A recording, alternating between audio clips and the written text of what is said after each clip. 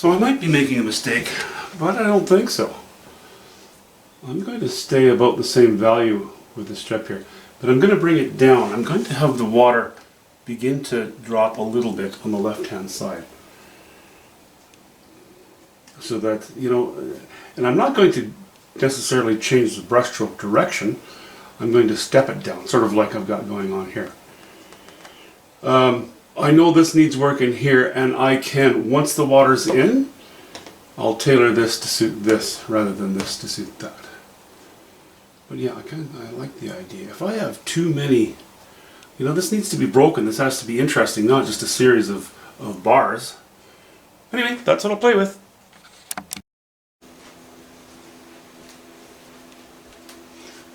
So I don't know. Well, I was going to say I don't know if you remember, but that would be an insult. I think yesterday's video, or the day before, I talked about this old tube of Cad Red Light that I used. It was a new tube. It was an old tube, it's just that it hadn't been opened yet. This tube is probably 25, 30 years old, I don't know, but obviously enough air was getting in through the lid that the top of it solidified, oxidized, cured, and dried.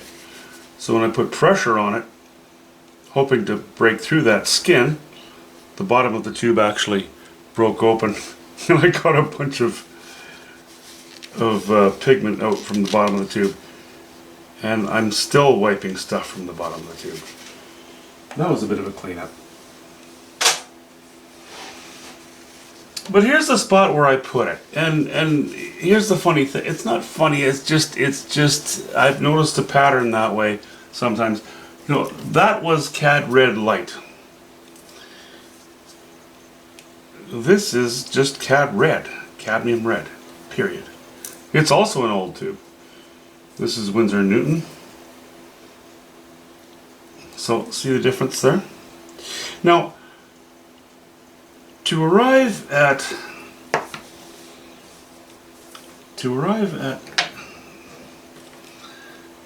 this color as the final color, I can add a little bit of Cad Yellow Pale to it, or actually even cadmium medium. Cadmium yellow medium, and I'll arrive at this color. The funny thing is that if I arrive at this color by mixing, okay, sorry, let me rephrase that.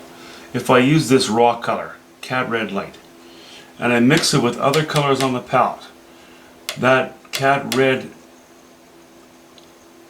Light does not hold its integrity. It goes dirty almost immediately. So it limits my ability to mix it into other colors. If, however, I take this cadmium red, just straight cadmium red, and I mix it into, for example, cadmium yellow deep or cadmium yellow light, to arrive at this color. Then when I take that mixture and put it in my mixing area and add other colors to it, it does not go dirty. So I'm not sure how they arrive at these colors, but I prefer to keep, that's one of the reasons I prefer to keep my palette simple with very established colors. You know, you can go on a rampage and you can find so many different straight out of the tube colors with their different names. But often what I find is that when you use them to mix with other colors, which is so important to learn how to do, those colors will become dirty. So that's why I kind of stick to the simple ones.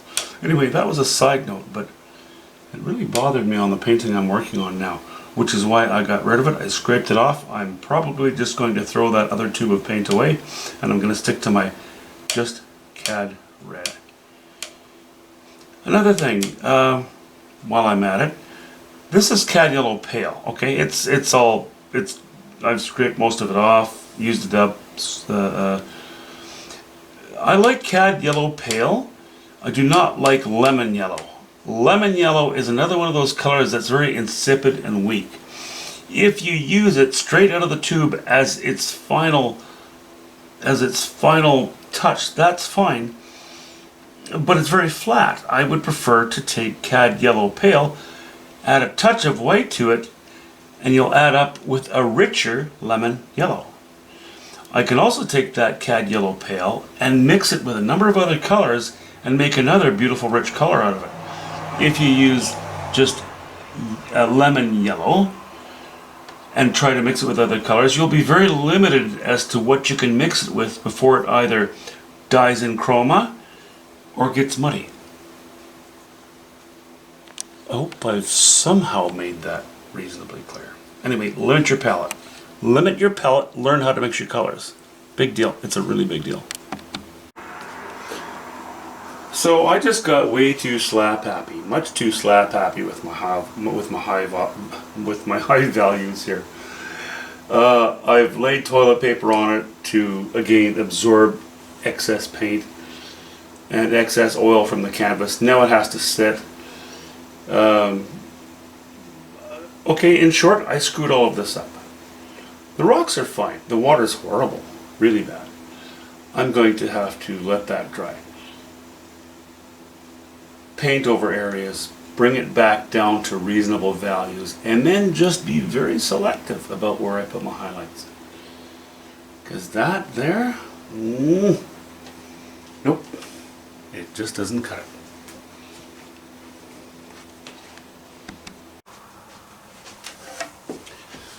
Well, after all of my whining and sniveling yesterday about cad red light, I'm going to make my own cad red light by using some cad yellow deep and cad red medium.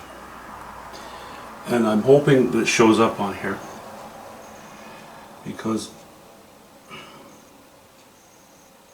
when I mix this cad red, for example, when I mix the cad red medium with a hint of cobalt blue, I end up with a deeper, warmish purple, a good shadow of the brighter red. I'm not doing that right now. At the moment, I'm going to lay some highlights in here. I only worked with cad red light, cad red pale in this area, and when I mixed any blue into it, it actually went a little too greenish for me and a little bit dirty. I'm not going to do shadow right now. I'm going to lay some highlights on here. Now, when I used that cad red pale and mixed in a little bit of yellow ochre or a little bit of cad yellow pale, I ended up with a fairly chalky, non-rich color.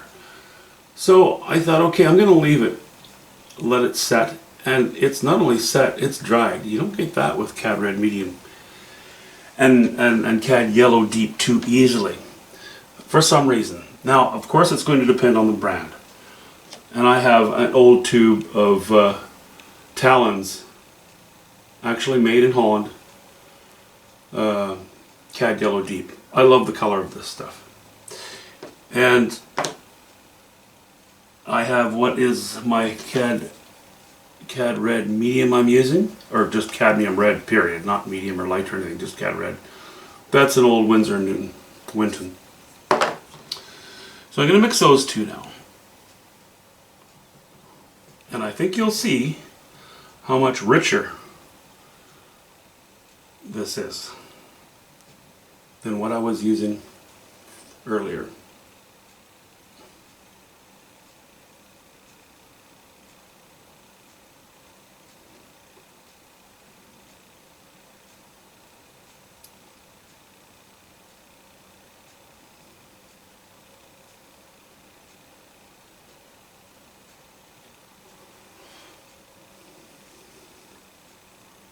See, we're picking up a little bit of sunlight on there now.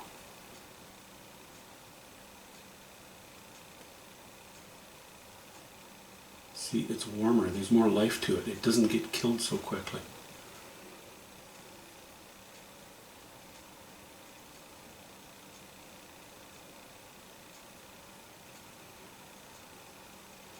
And yes, some of that will have to do with the brand that you're using. And I have, of my cadmiums, I have a lot of old tubes. Some of those companies they're not, I don't think they're even in operation anymore, or they've been bought up. Like, I think, for example, Grumbacher, I believe, has changed hands a number of times.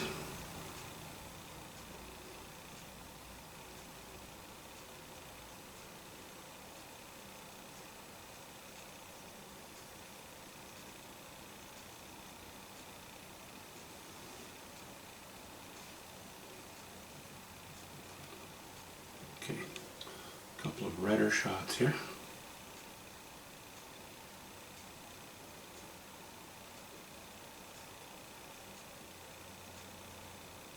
But it jumps, it pops. It's just, what a difference between good quality paint and mediocre stuff.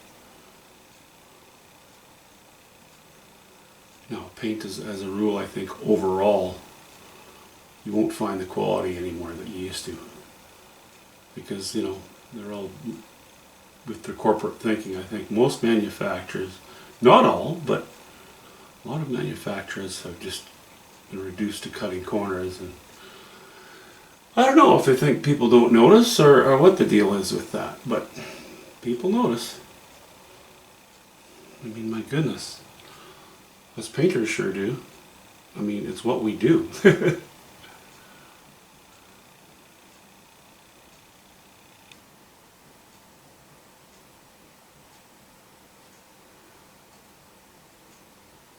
Let's keep moving this back here a little bit. I like what's happening. Let's allow a bit of light to be shown in the background as well, or to be reflected or picked up, or however you want to put it.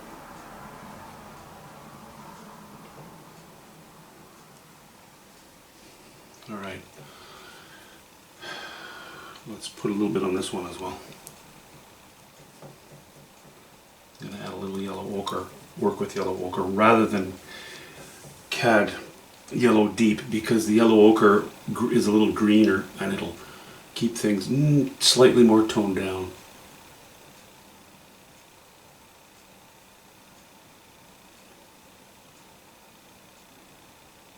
Small degrees of separation, but definitely noticeable.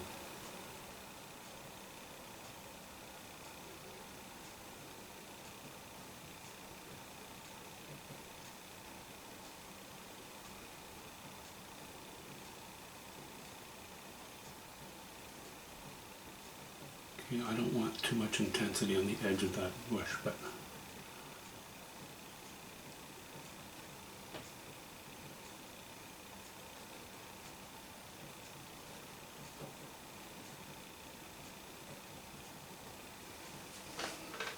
see that? That's just so much more life now.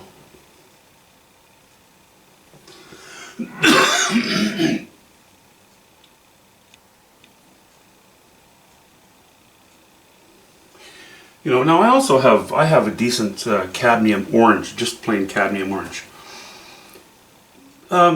which I can also make with cad red medium. But if I go to straight cadmium orange out of the tube and I try to mix it with a bit of cobalt blue, we go into a greenish, a fairly warm, not a bad green, but if we don't add enough to go into the greens, we still end up with a bit of a purple, which is a bit dirty. And if I want a clean purple, I'll use my alizarin crimson and a little bit of cobalt blue or ultramarine blue. But it is, you know, that's again a slightly different purple. Okay, I hope I spoke clearly enough regarding that. But I'm pretty sure you can see there's much more intensity on that bush now. Maybe what I should just say is this. These two tubes of paint, the red and the deep yellow that I'm using, they're older paints. They didn't used to indicate a difference between student quality and artist quality. it was just paint, and they had a certain quality of paint, and in general it was better. There's more filler. There are more fillers used now in paint, and varying, carrying agents and what have you.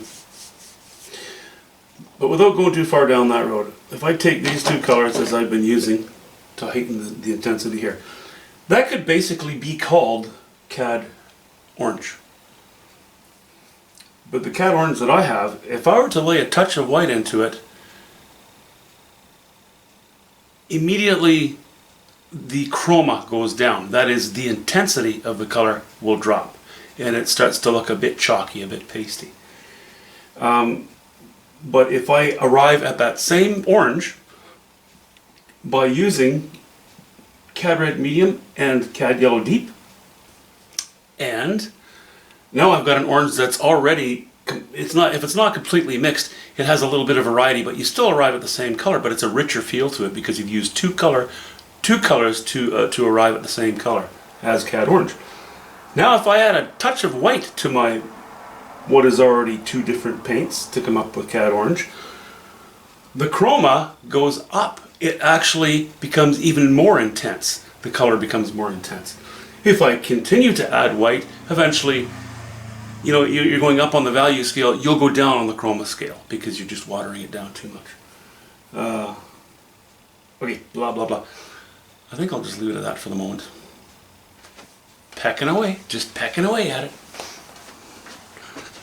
Actually, I had to bring another very large painting away today to the gallery, so I spent most of the day on the road.